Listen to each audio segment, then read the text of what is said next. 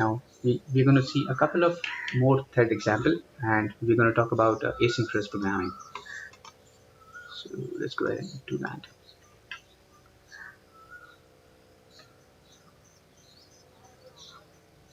So in a processor, we all know that our processors, they are multi-core today. So people have 2-core, 4-core processors. What it actually means is that at one time there are 4 independent units inside the CPU, and these cores, they can execute their own code. So at one time, CPU can have 4 separate threads, like so, and each of these, if I if I if I can draw the infamous ALU again, they're going to have their own multiple ALUs, their own processor controller, their own CSDS registers, things like that. Alright. So these cores, they're going to have their own independent execution units, and when we create threads, the threads they are going to have, they'll be allocated their own core for execution. But but through this, when we perform an operation such as, say, reading something from the disk, right? The thread is going to issue a call to the disk, and it is going to come back with a response. So an instruction is going to start here, and it's going to end when the response arrives. This is going to be true for all the other threads. They can perform their own activity. Probably this can connect to the internet. Probably this little thread here can access the hard drive, right? And it can fetch its own data. The only problem is that these threads, they are dependent on the number of core or the number of CPUs that are available in your system. So a 2 CPU 4 core system is going to have, say, 8 cores in total, right? These threads, they'll require a processor to get the job done, to perform an activity. Now, if this cannot always be the scenario, we assume that because we are creating threads, things are going to run faster. But that is not always the case. It completely, totally depends on the number of processors and number of cores that you have. In most server scenarios, it sounds very counterintuitive, but in most server scenarios where you deploy your application, you are going to only get one processor with one core, right? And the reason for this is because you're going to use a lot of virtual machines. Virtual machine is only going to give you one processor, one core. In the coming lectures, we're going to talk about Docker, and Docker probably is also going to give you only one processor and one core. And because it has only one processor, one core, it can only execute one thread at a time, right? And then if thread, now it doesn't matter how many threads you create, only when this thread completes, this activity will be picked up, and then when this one completes, this activity will be picked up. And it is completely up to the operating system to decide. There's a scheduling algorithm that is running in the background, which is going to pick up, which is going to schedule all these threads. But the intention that we had for creating threads, according to the previous session, was UI is a separate thread, data access is another thread, exception handling, garbage collection is another thread. So we wanted to have some form of some degree of parallelism to this, but then this parallelism is restricted by the number of uh, processors that we have. Uh, so while we are discussing this, I wanted to talk about how to pass parameters to these threads. So let's table this discussion for now, and let me pull up some document where we're going to talk about passing parameters to threads.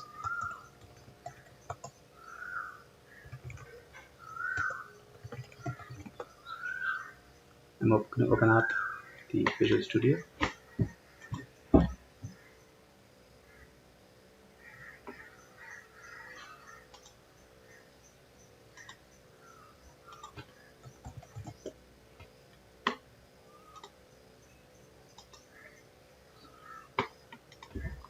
So what we saw yesterday was a function called new thread start.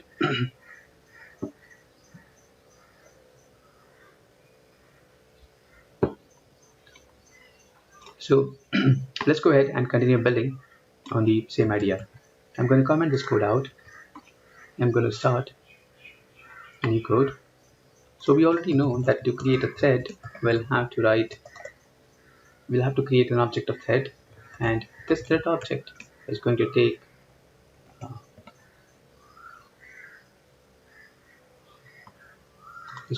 at least one parameter, and then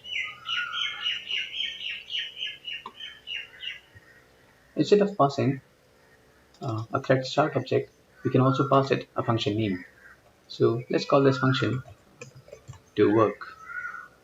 Right, I have to create this function. If I hit control dot, it is going to show me that generate method called do work.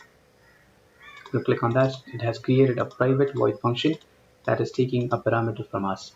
Right now, if I want to pass it some argument, I'm going to say new thread dot start, and over here I have two overloads. One is an empty overload, and the second one takes an object called parameter. Now let's try passing it some value, say 100. Right, this 100 is going to get assigned to obj, but what we are passing actually is an integer, and what we are receiving here is an object. So we'll have to do some work here, and this function will have to have some intuitive knowledge of what information is coming in. So I'm going to call it, say, count, and I'm going to apply typecasting to this variable, and I'm going to convert it to, say, an integer once again. Now I can take the action here that parameter passed. I'm going to pass count, and for this to work, I have to put a little dollar sign here and hit OK. Now if I hit Control F5,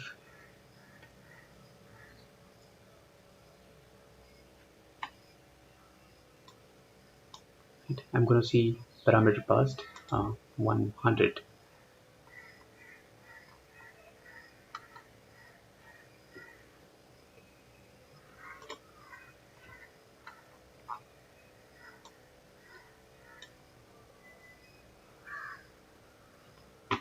In case I want to return something from this function, like I want to perform some operation on this particular function, like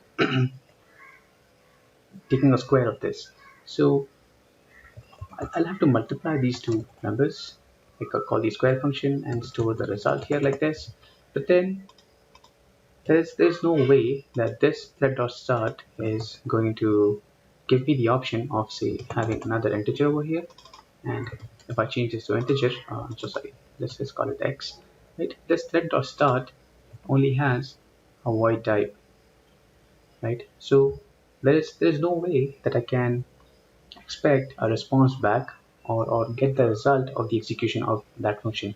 And that can be done using another trick of .NET, or threading. It's called the callback function. Give me one moment.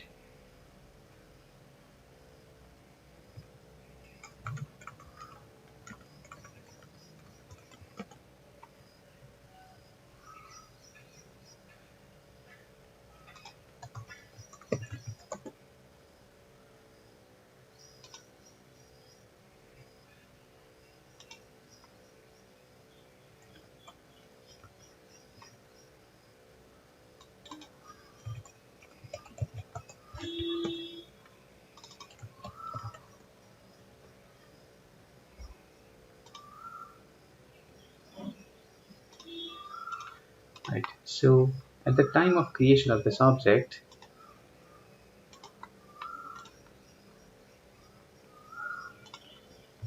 to the thread itself, you can provide a callback function, and I'm not able to recollect what that is.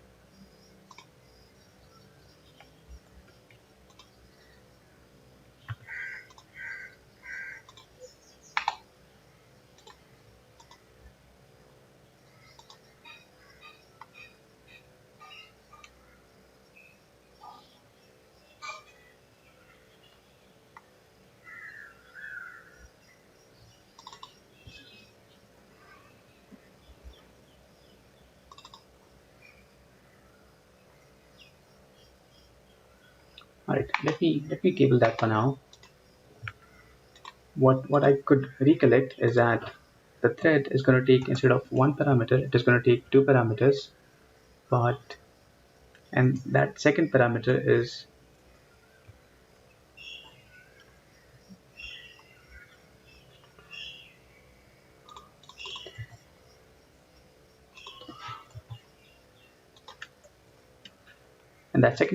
probably part of thread, or it is part of as part of some other function that you have to pass to this particular object. Let me see if I can find it here. Call back, result, resume. Okay, never mind.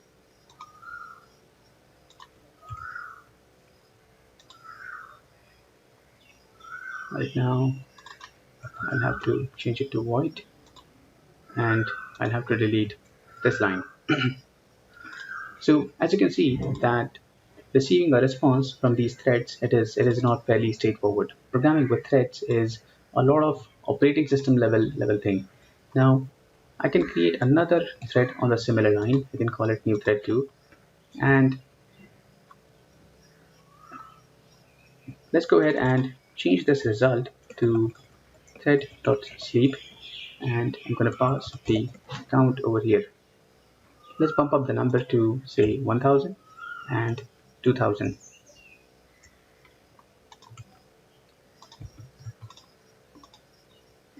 There are times that you would want to wait here for all these threads to finish their operation, and to do that there is a class called join, and then that join class object is going to let you wait for other threads.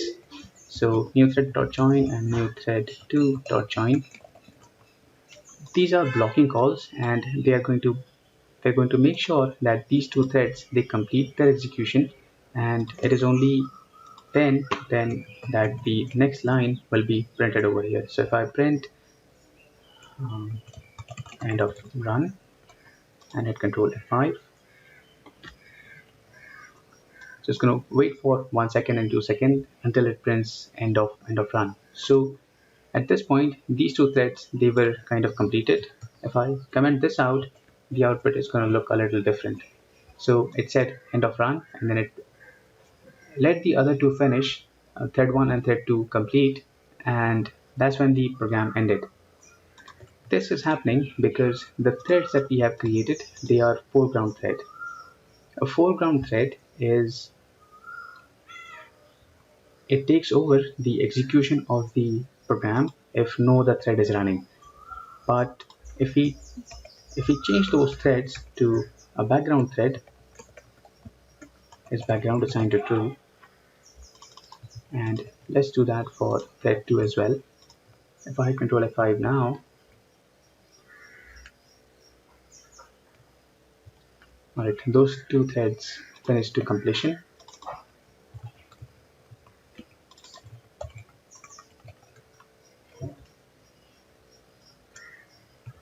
Alright, so when I set is background to false, they become the foreground thread, and sorry about that.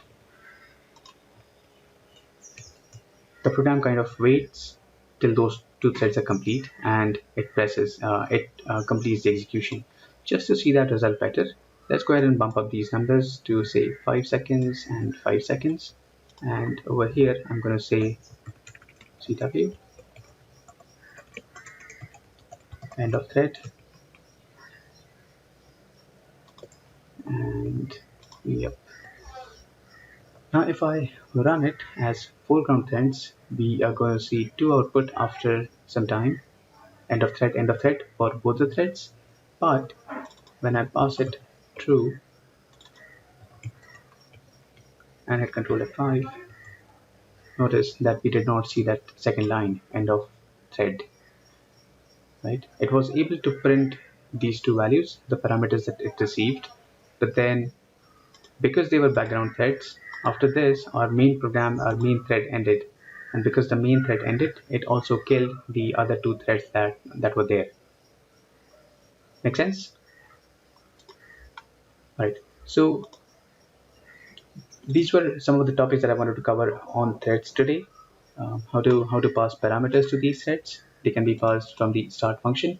There is a way of receiving the result back as well, and then there is something called as foreground and background threads. Now, going back to our whiteboard, these threads, they can only run in parallel if there are enough processors available. But that should not always be the case, because this if a thread issues a read request or a request to a slow device like a database or a network or a hard drive, there will be a huge time for which the thread will continue to wait, and this is not very effective. What should ideally happen is, when you are receiving a request to a database, which is going to take significantly long time, your thread, it should give back the control to another another waiting operation. So if there is another task, another thread that is waiting to do something, it is waiting for the CPU. Because this thread is waiting, it should have some intuitive knowledge of what the activity is. It is a slow IO activity, so it should just give away the control. And during this phase, when it is waiting for the result, another thread, another activity can be performed. And when the read is complete, we would want to restore back our original thread activity, which was for database reading, and the execution should begin from this point onwards. If we can draw an analogy between what we are doing here, we can think of a restaurant. Now, in a restaurant, there will be some waiters with some orders to serve, and there will be tables and there will be customers sitting on these tables, right? There'll be multiple such tables and there'll be more customers. Now, if one of these customers places an order for food, the waiter is going to go inside and probably talk to a chef. Now, the chef would be busy cooking some food on these stores here, right? But then, as this is happening, you wouldn't want the waiter to wait here with this particular chef. You would want the waiter to go and talk to these other customers and see if they would need anything else. While this food is cooking here, you don't want the chef to start reading a newspaper or probably browse something on the phone, right? There are multiple orders that are coming in from these customers, from these people that need some cooking.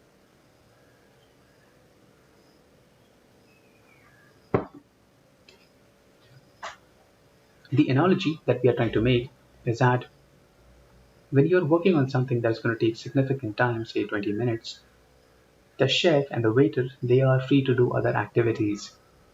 And those activities, if I can pull up, say, a real life restaurant picture, just give me 1 second.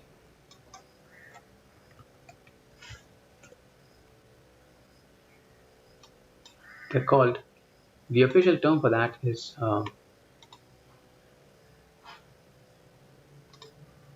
a clip.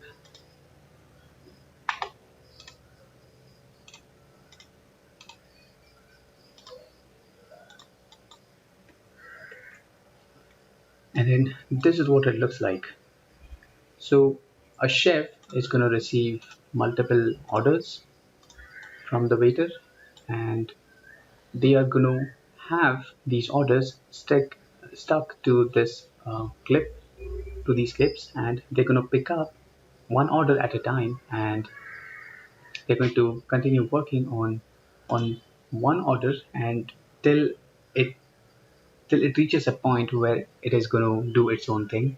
And when that thing completes, they're going to resume.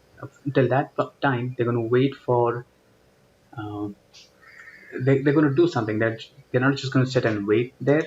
They're going to pick up another activity, like this guy. He's going to come pick up the next order. He's going to start preparing that order, and while he's busy with the other work, this thing is going to cook itself, and he would have some form of indication that this is done. So a toaster, you're going to put a bread inside it, and after say 1 minute, the toast is going to pop out and it's going to sound a bell, right? It's going to buzz, and you would know that the bread is ready. While the bread is cooking, you're not going to sit and watch. You're going to prepare some other dish. We should be able to do something similar in our applications as well, in our programs as well. And for that, the term is asynchronous programming.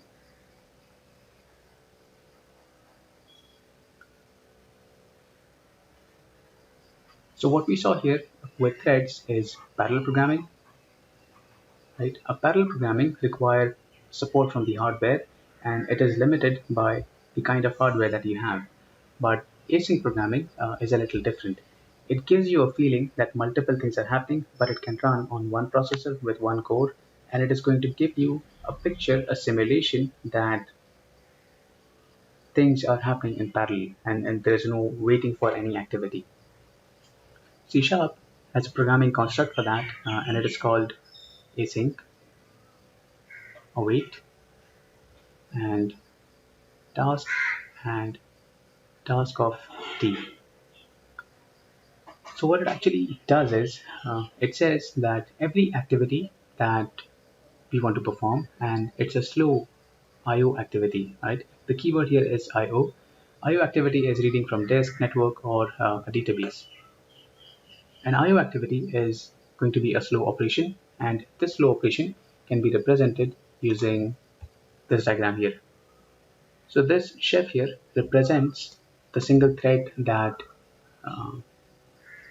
that the processor has. Just because there are multiple tables in a restaurant, it doesn't mean that we're going to have to hire multiple chefs. And while this dish is cooking, the chef is going to sit around, and for the other table, you're going to hire another chef who's going to cook food only for table number two, right? That would mean that you are creating threads randomly for each incoming request that you are receiving. You don't want to do that.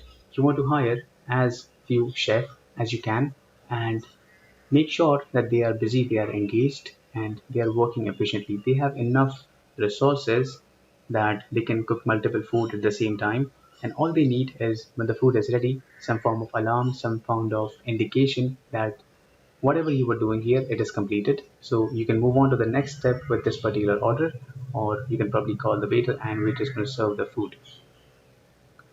Because if you hire multiple chefs, they're going to sit around, they're going to take a lot of space while they are sitting around, right? And that analogy goes back to creating these threads. And as you are switching from one thread to another, these threads, they are going to take up CPU space. And just because you have a lot of threads, the application is going to slow down, because there is not enough space in the memory to accommodate all these threads. The analogy, once again, is the same, that a kitchen can only have 2 to 3 chefs. If you stuff 50 chefs, it doesn't mean that you'll be able to serve 50 tables at the same time. And most of the time, those threads will be waiting, not the most efficient use. So you create limited number of threads, limited number of chefs, and you allocate these resources to them in such a way that they perform the activity the right way. The task is a little stick that we see that this chef is picking up. A task is a set of activity which can be executed for a short time. It could be run, and then when it goes into that mode where there is just waiting, it kind of resumes the execution of another task or another thread or another activity that the CPU wants to do. When the task completes, there will be some indication that is going to inform us that the data is ready and the request has been completed. Right? We have response from the internet, things like that. And when that response arrives, our CPU or the .NET framework is going to resume the execution back at this point, and the regular flow can continue. So our objective has changed from creating multiple threads and letting these threads do their independent things and keep waiting. From that, we have shifted to, we're going to issue a call, we're going to save a point, we're going to create an indicator that, hey, the operation is complete. And when the operation is complete, we're going to come back and resume this particular activity. So to simulate that, we are going to write a couple of programs.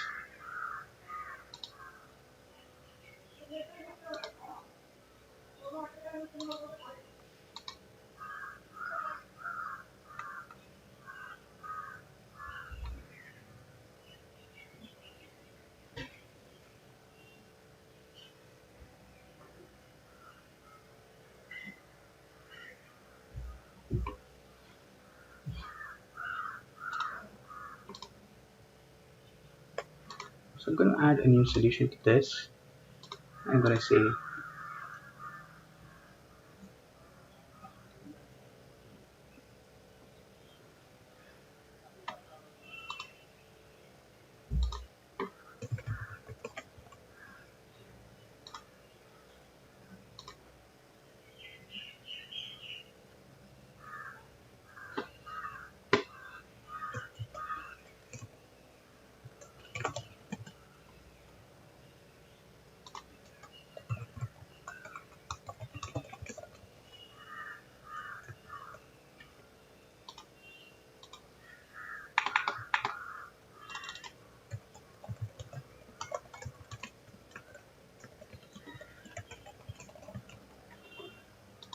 and inside the app.run, we're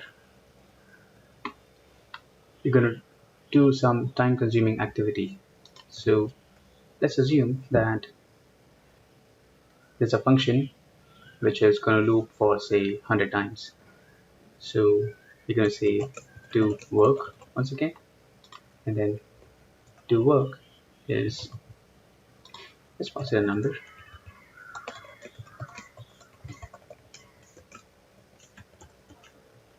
and sorry, count. I'm going to do for I stand count, and over here we are simply going to print the value of the count. Let's just drop this to 10, and we're going to print the value of I, like so.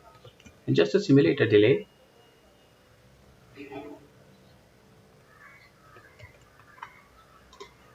the beginning of this we are going to use something for diagnostic. There's a class called system.diagnostic.stopwatch, and then I can say start new, and then this is going to become the watch object. And when this function returns, we're going to say watch.stop, and we're going to record the time that it took to lapsed ticks. We're going to print this. Probably this count here is not enough. Let's bump this up to say 1000. Now when we run it, after we change it to the startup project, and hit Control F5, I'm just going to start printing these values, and at the end it is going to also print. I think it's going to run for a while.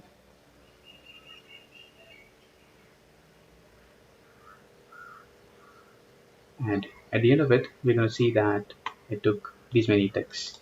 I think it's about 15 seconds. Right, so I'm going to close out of this, and this simulates a slow running operation. It is interacting with the monitor and it is printing all these values. If I delete this line here and run the application again, you're not going to see any output for a long time, but then compare that value with this value. So printing on the screen is a slow process, and then this activity is done in probably 3 seconds, right? So we found out that interacting with these devices is a slow activity, and while we are waiting for that, uh, statement like this work completed, they are going to continue to wait. um, they'll have to wait till this particular function finishes. Now let's reduce this count to say 1000, and now if we run it, the line that work completed is going to take till this count reaches 10,000, and that's when it is going to get printed. We are going to do a quick trick. We're going to change this do work from void to a task, right? This is step number one. Now,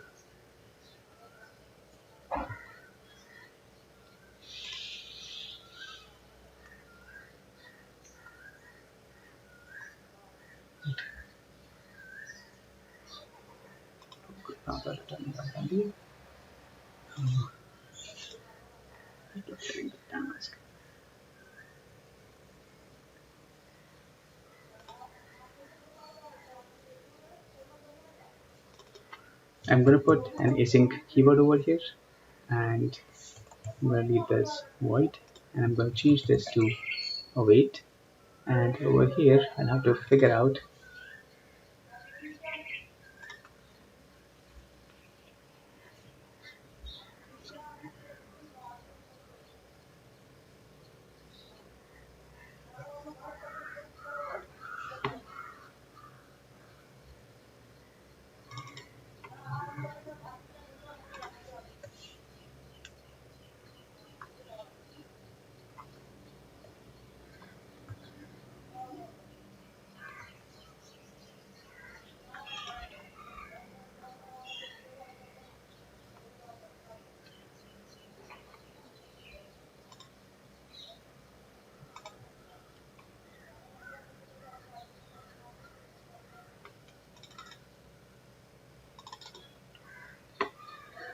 so this function is going to return a task to us, and the way to create a task is that you call the task.run function, and inside the run function we are going to pass it another function. So I'm going to call this do work async, and over here I'm going to write the do work function.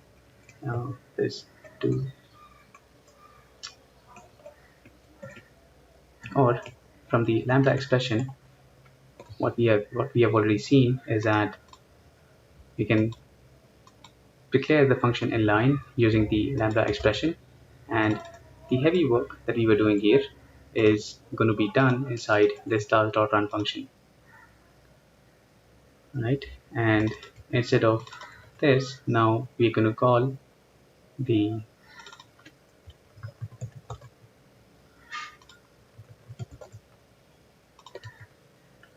right. I've done a couple of things. I'm going to explain that to you very shortly. Let me hit Control F5, and what you're going to see now on the screen is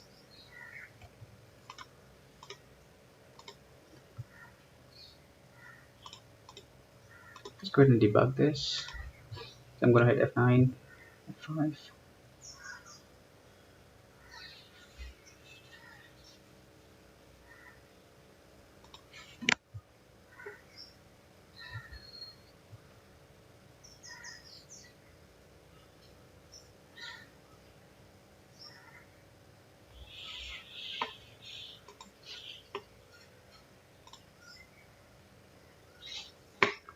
Right. Let's go ahead and undo some of our changes.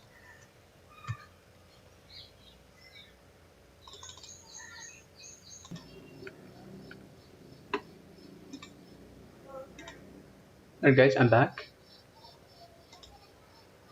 So let's get started. So before we went on a break, we saw that threads, they require CPU, and they take time from the CPU and they perform activities. But then they could be blocking because these activities, there are activities that can run slow, and while these are waiting, all the other threads, they're going to get blocked. A task is a better way of organizing or creating a degree of parallelism. What they do is they issue an instruction, they set a reminder, an alert spot, which is going to get executed when that particular flow activity completes. When this activity completes, they have a mechanism of restoring the state back and continuing the execution from this point onwards. Right? They are more efficient. They are a better way of doing asynchronous programming. Then we looked at some code about how to create tasks.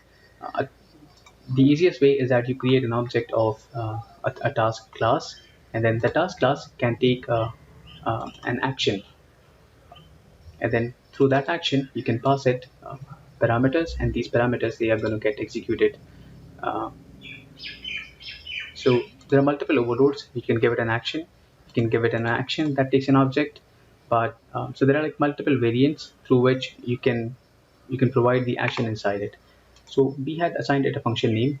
The other way could be that you pass it a lambda function, something like this. So if I do a console.writeLine hello from task, right, I can run this function once again, dot start, and the start is going to print hello from task, and then the wait statement is going to wait for this particular task to complete, and while that is happening it would also print that it has been executed. So this is one way of creating a task. Let's look at another way where we don't have to call the start function. So I'm going to comment this code out, and I'm going to say task dot run, and inside run once again we can call do work, or we can pass it a lambda function like this.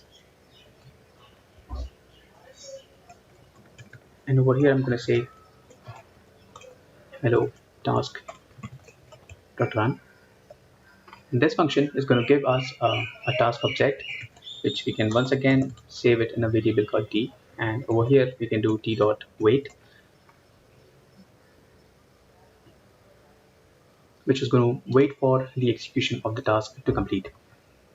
Right, let me just go ahead and run this,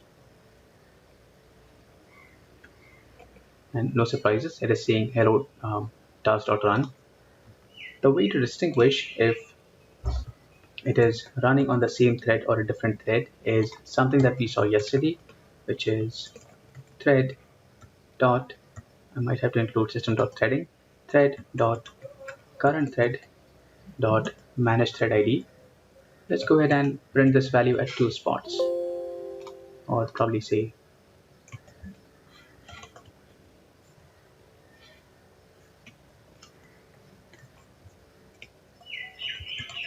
inside the task. The thread id is something, and now if we come out inside run,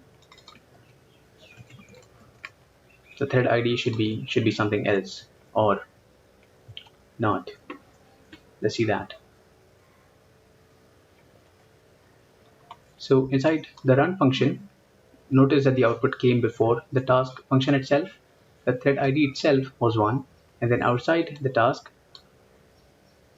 outside the task thread id was 1, and inside the task the thread id was 4, which means that when the task ran, there was another thread that this application had, and this code got executed inside that particular thread. And then the outside thread was another thread, thread number 1, the main thread. It was taking care of this particular activity, but that need not always be the case. So let's go ahead and create a couple more tasks. I'm going to call this task 2 hello run from task 2, and I'm going to put this on task 3. And then because I'm waiting for the first task, let me wait for the other task as well, t2 and t3. There is an easier way of waiting for multiple tasks like this. There's another API called task.waitAll, and this takes a list of parameters. So I can simply pass it t and t2 and t3 like this, and it is going to do the same thing that these three wait statements are doing. So I'm going to use a single wait statement and hit Control F5, and I'm hoping that this time we're going to see some overlap between these thread IDs. So hello inside run, and it has printed that the thread ID is 1. Let me go ahead and change this a little. I'm going to call it thread ID, and I'm going to say this, and it is for task. Because I know it is T2, I'm going to put T2 here like this, and copy, paste. This is task T, and this is task 3. I'm going to get rid of this hello line.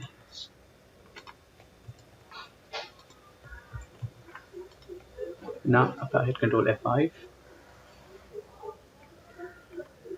so the thread ID for all three tasks are coming out to be different.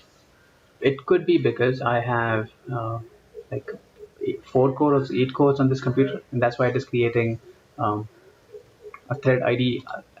That's why it is putting all these three tasks on different thread IDs. But then on a different machine, you can definitely see a different output. Probably there'll be some overlap.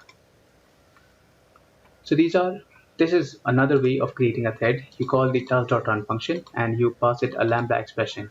Instead of this lambda, you can also pass it a void function, which is going to do the activity. But a lambda is better, and I would recommend that you create your task this way.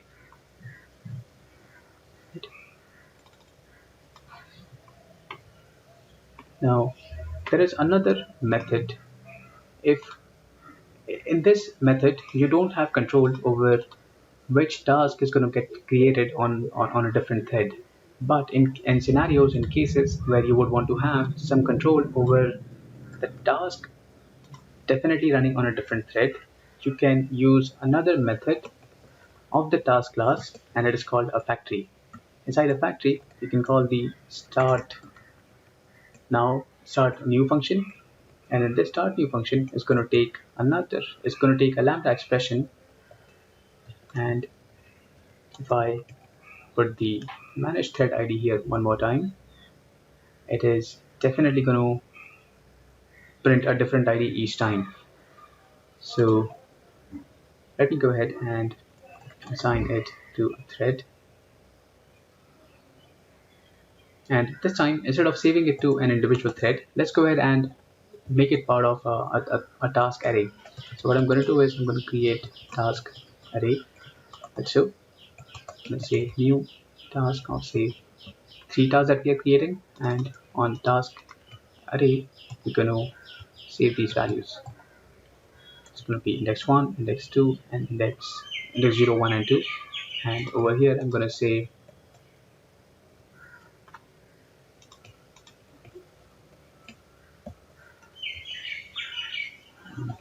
thread dot managed dot current thread dot managed thread ID. So with this,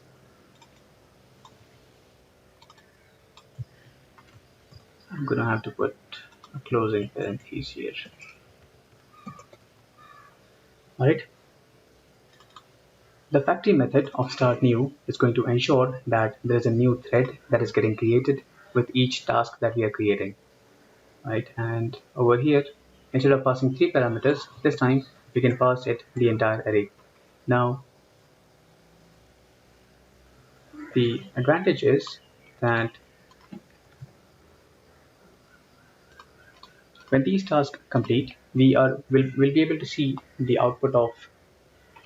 Okay, so if you create thread this way, you are definitely going to see different output. You're going to see different thread IDs for each task because they're all being put in a different thread. Let's go ahead and put it inside a for loop, and this time around we're going to create 10 separate tasks.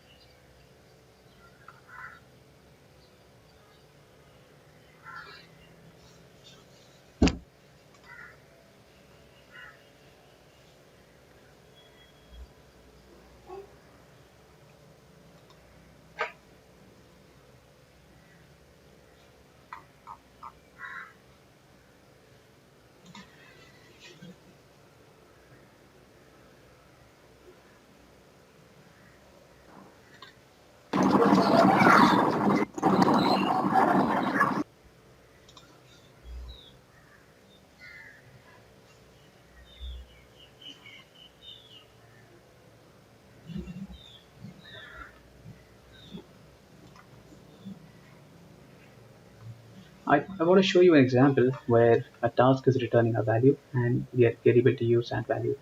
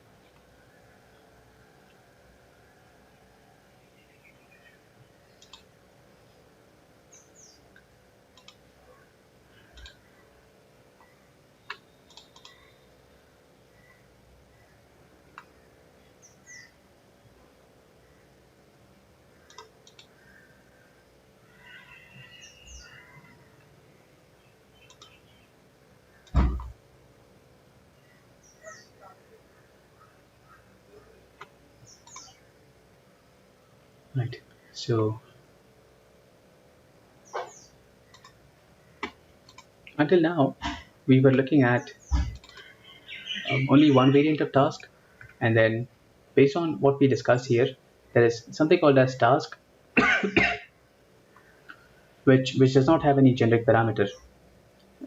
Task have a second overload which is called task of t, and then if we want to return a value from inside of a task, we are going to use this second overload. So for that, I'm going to get rid of this code here.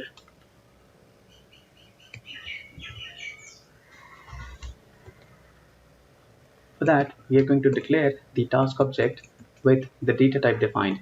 So a task of integer expects that the result is going to be returning some form of integer value.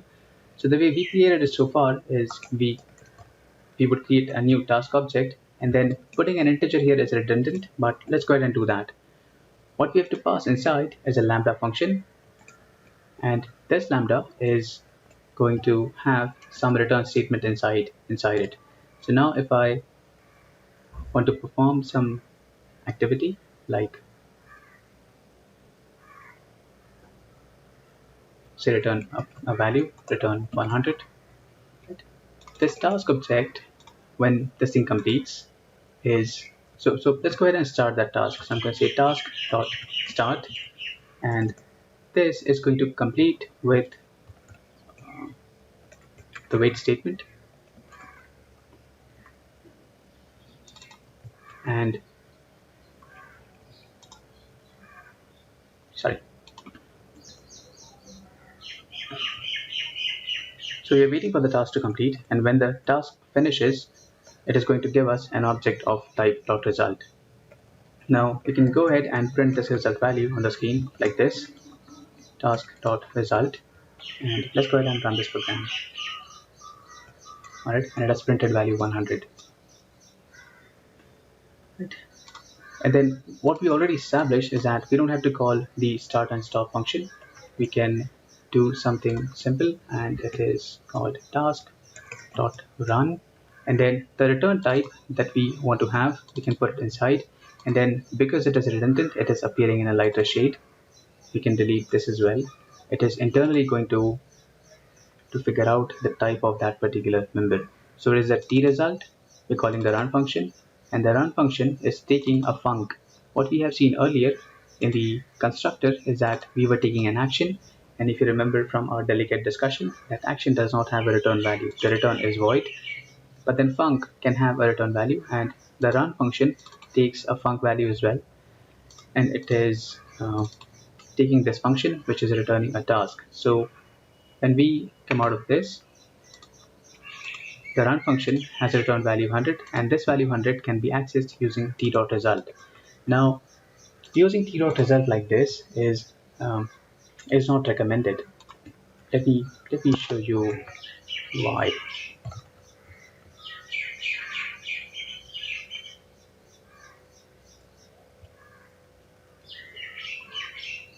So I'll have to divide our program into two steps, and once again I'm going to say uh, do work. Once again, let me go ahead and comment. Let me go ahead and change this function itself. So what we had done there is calling the do work function. The do work function is going to run this task. It's going to print the result, and we would want to print here end of run. Now the expectation is that it's going to go inside do run. It is going to run this task. It is going to print the result, and it's going to come outside and print end of result. So we're going to see two lines, 100 and end of run, right? No surprises there. But this function could be taking a lot of time, and just to simulate the time, we are going to put back our long running for loop, which is going to run for say 1000 times, and it is simply going to print the value of I.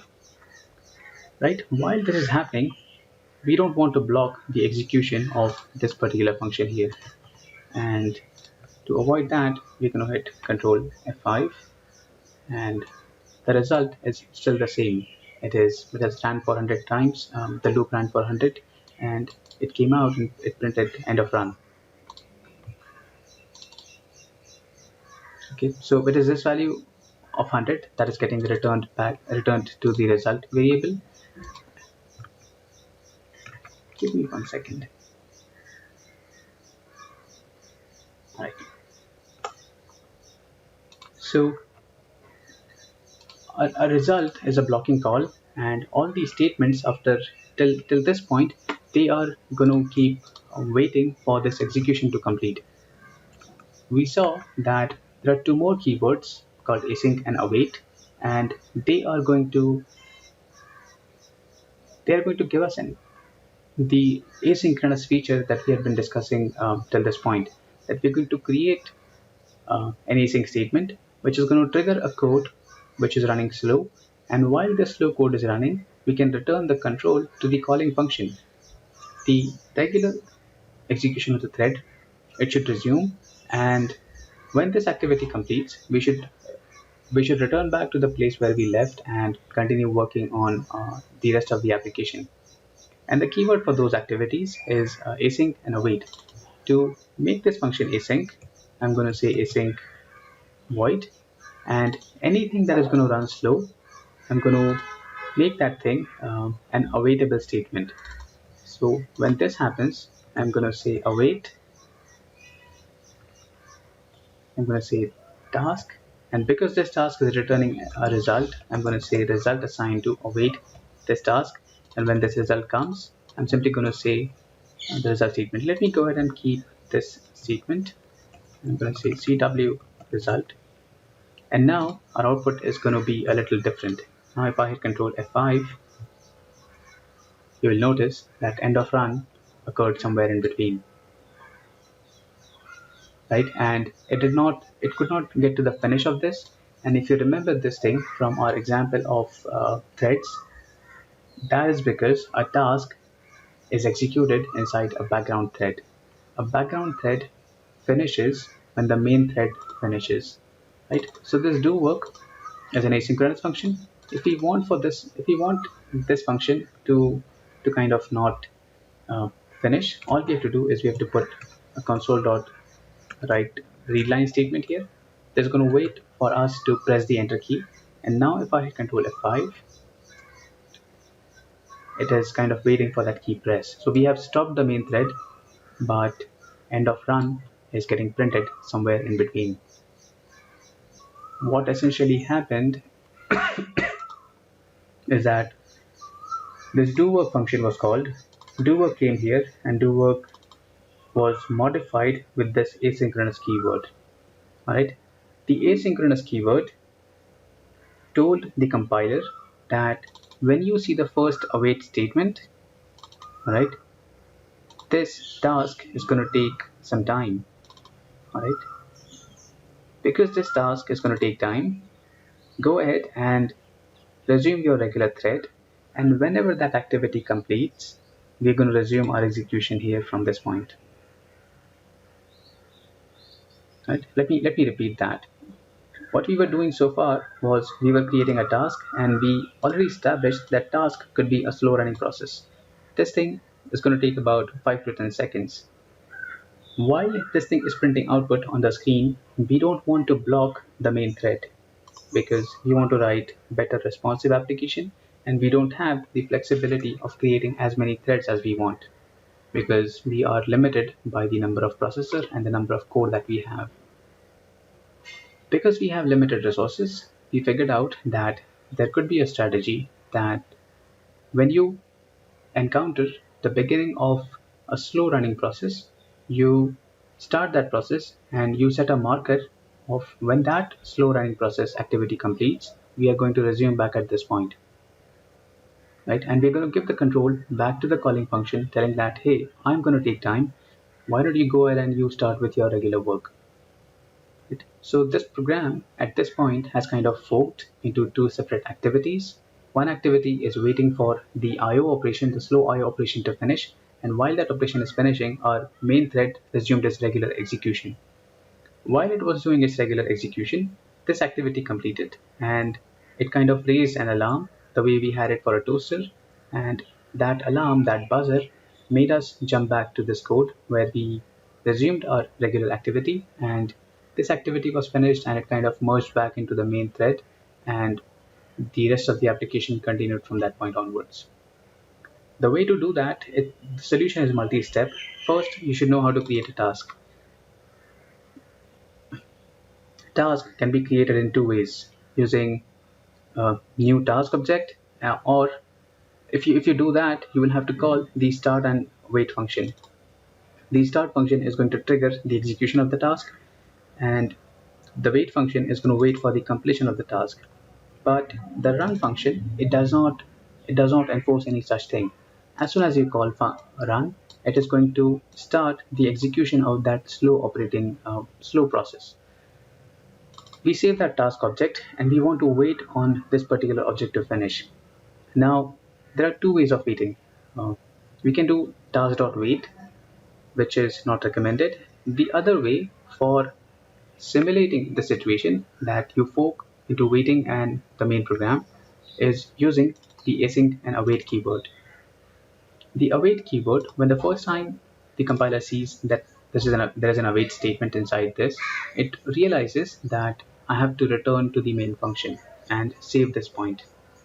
So it saves this point using some inside code. This gets translated to different functions, and it says that I'm going to come back to this when this particular activity finishes. When this activity finishes, it comes back and resumes from this point onwards, and till that time, the flow here kind of starts. Right? So four things: task, you have to start a task, you have to put an await statement, you have to modify the function with the async keyword, and the async keyword is going to inform this calling function that things can happen, things can execute in parallel. And once the result is complete, it comes here and prints this thing. And we saw this already, that the result is getting printed in the end, like 100 from that particular function.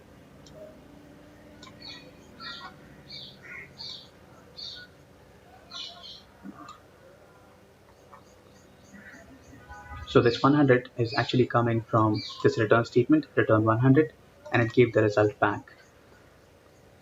And while this was finishing, this function kind of started, and we force stopped it using this readline keyword.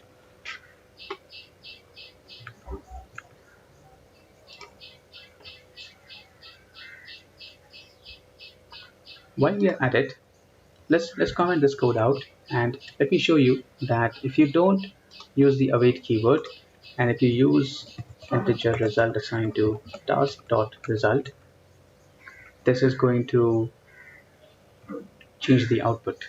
So I'm going to hit Control F5.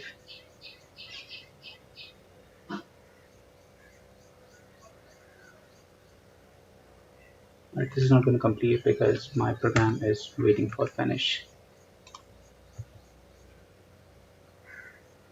Right, notice that it finished the do work function first, Right? Even if it was a task, it finished the entire task, and that is because of this result statement. When you try to read the result of a task until this result is available, your task is going to be stuck in the waiting state.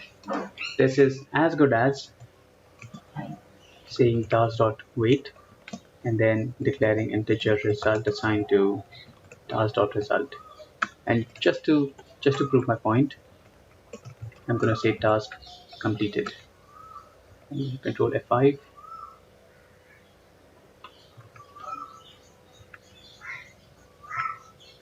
Right? So it printed task completed because of the wait statement.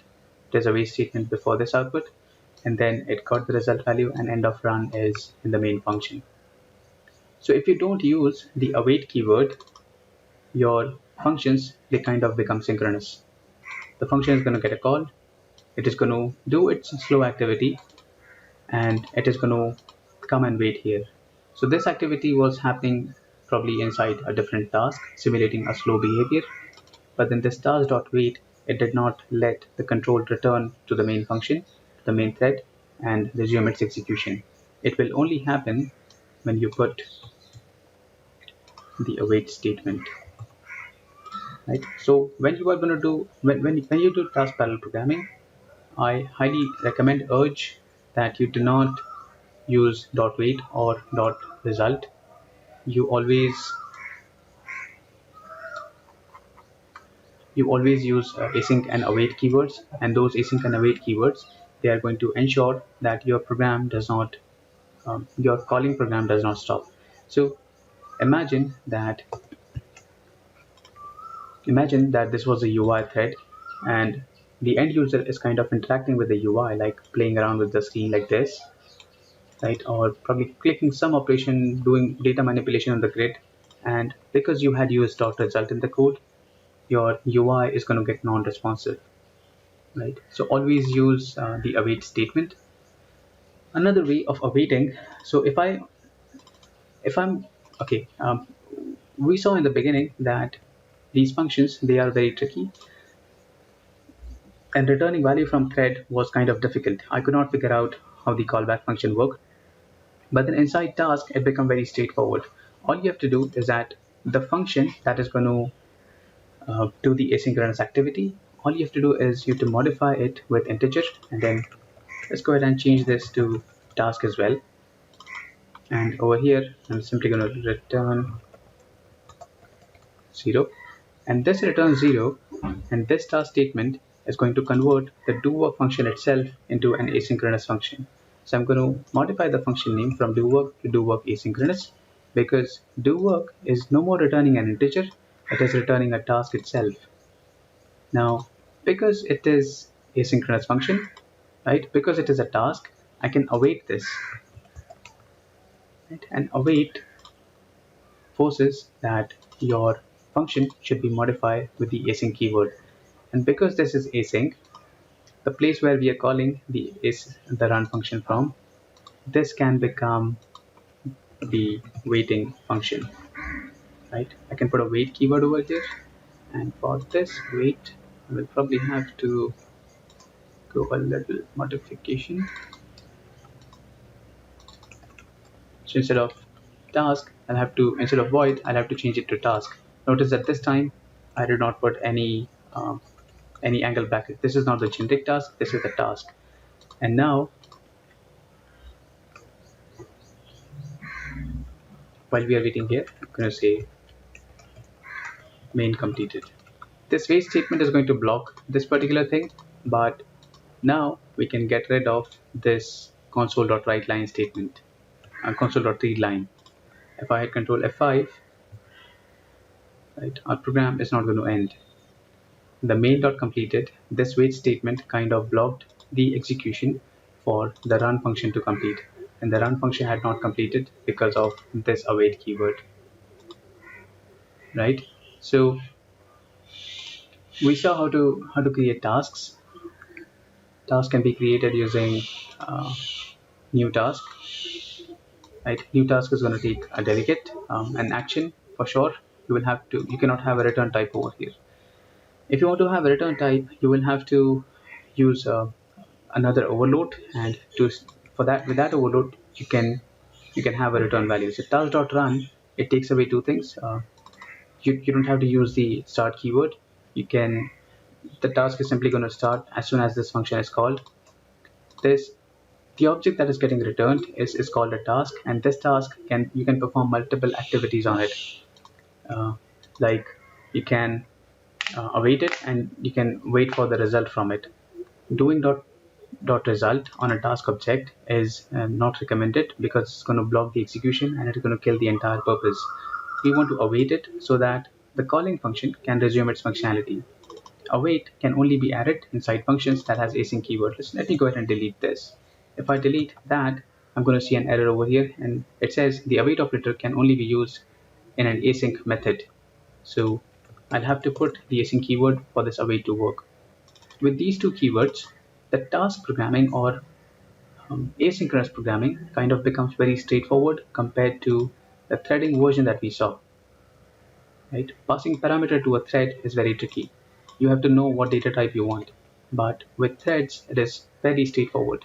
All you have to do, I'm so sorry, with task, it is fairly straightforward. All you have to do is you have to create a function that can take all those parameters. So if I want to pass 10 and 20 over here, all I need to do is take integer x and integer y over here like this.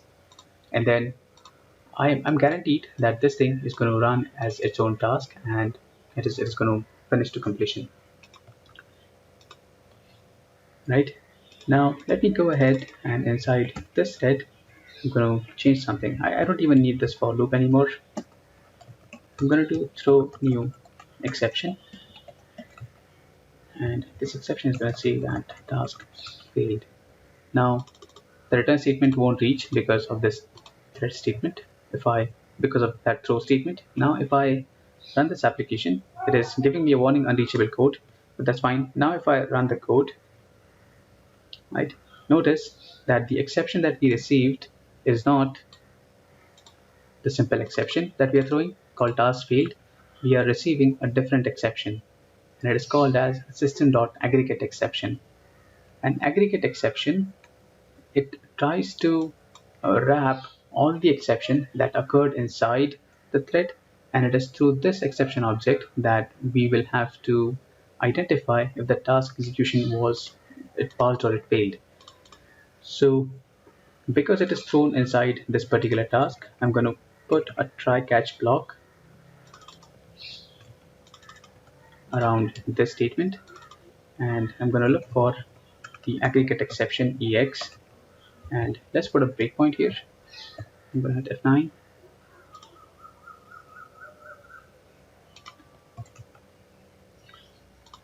If I hit F5,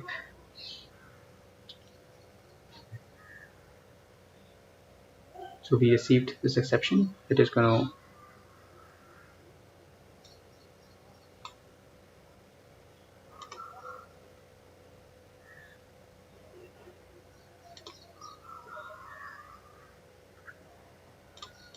go ahead and change this spot to this.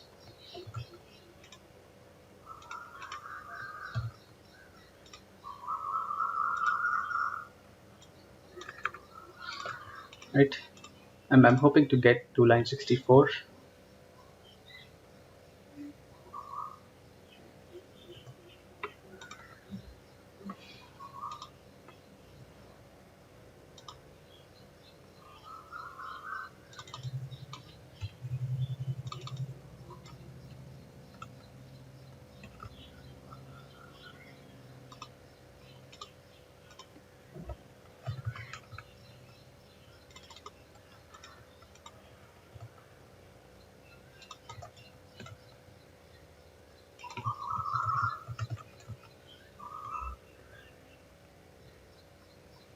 Oh, come on. So let's say that the task failed, and I want to catch that exception over here, because I do not have a breakpoint.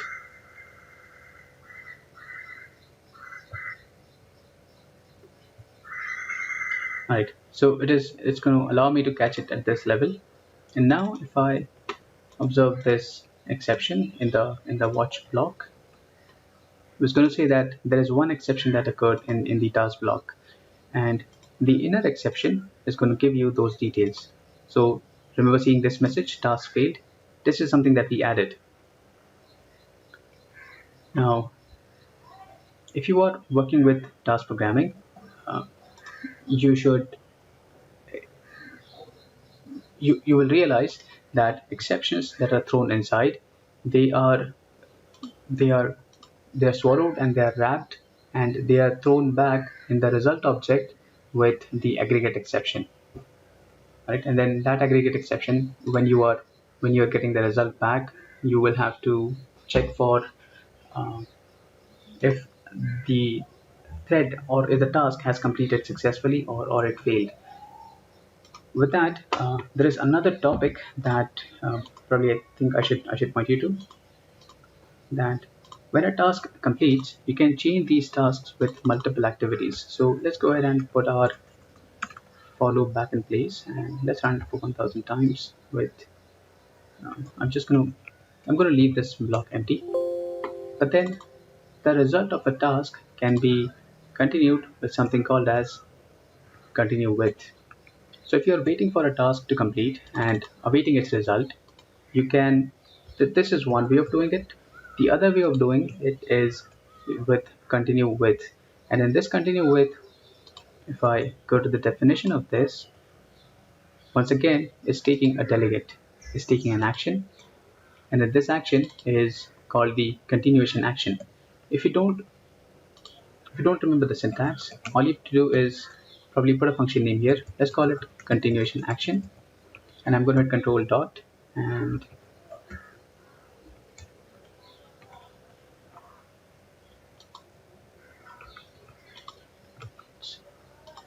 control dot, and it is saying that generate a method, and it is going to give you that signature, right? So let's go ahead and create that function.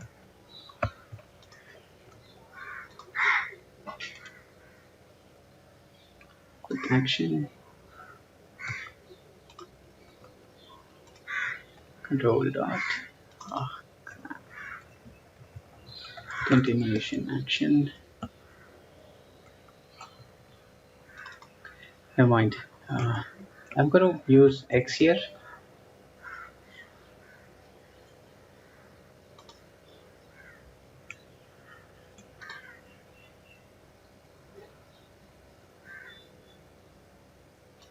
I'm going to delete this part here,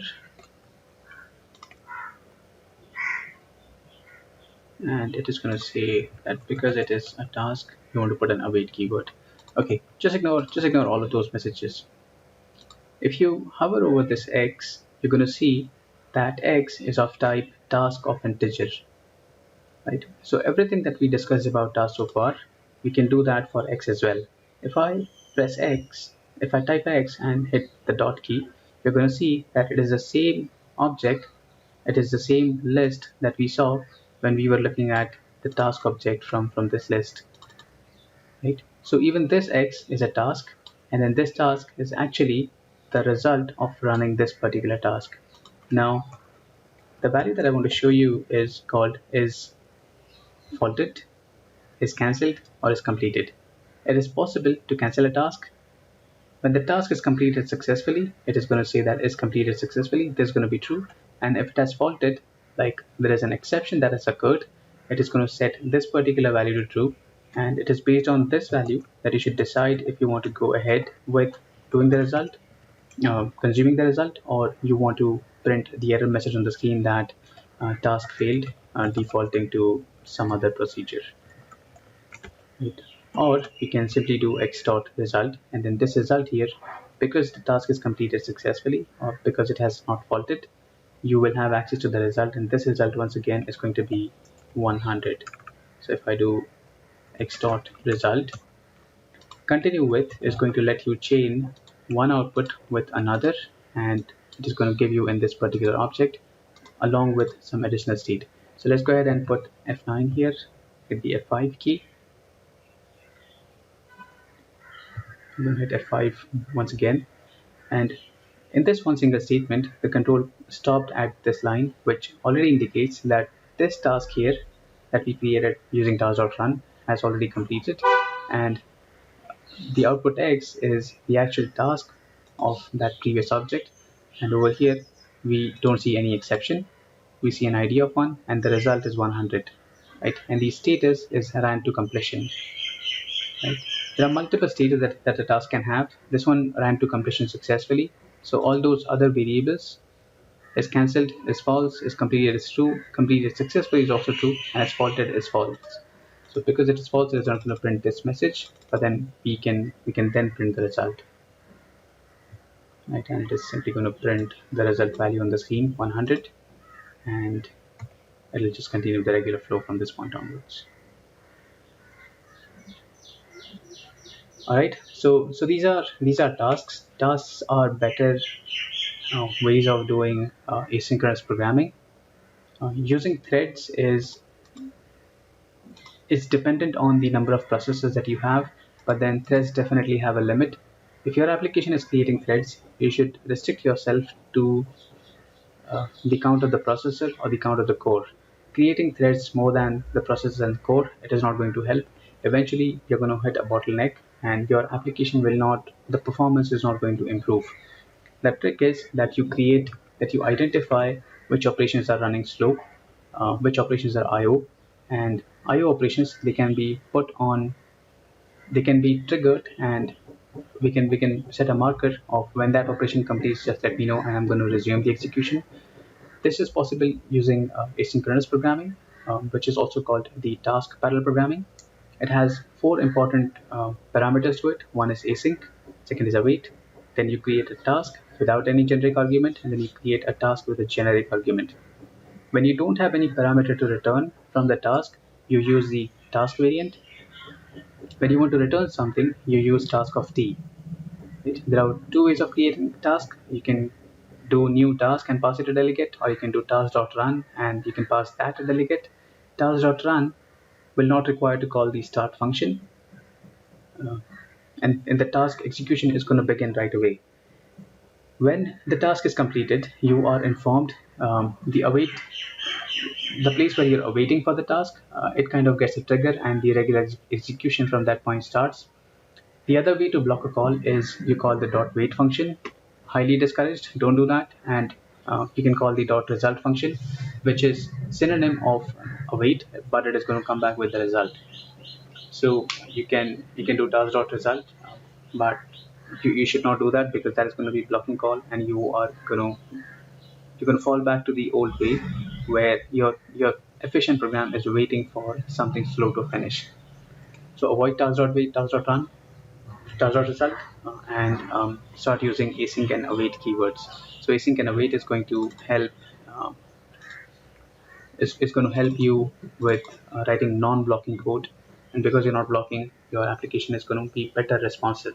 It is not going to be any more faster, it is just going to be better responsive, right? With fewer threads, you will be able to get more done.